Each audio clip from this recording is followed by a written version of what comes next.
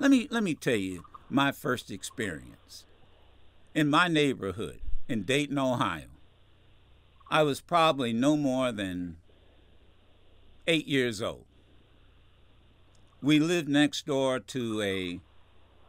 We all lived in just above poverty. Everybody worked. Don't get me wrong. Everybody worked. They either worked in a factory or they worked. They were laborers. And we lived next door to a white family.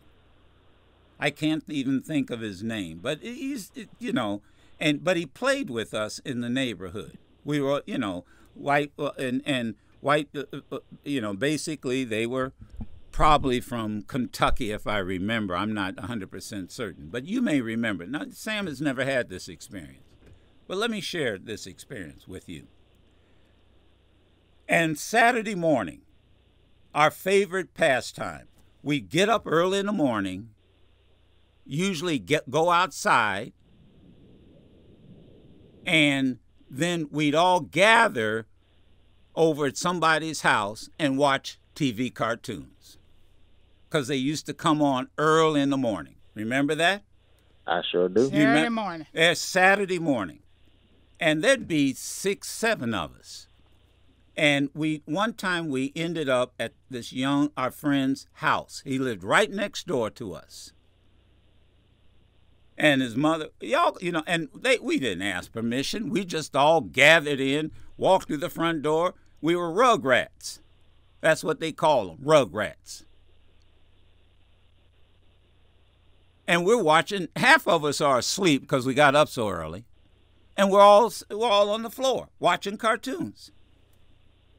His cousin walked in the front door and said, "Who are these little niggas in here?" I'm all of 8 years old. First time I really heard the word.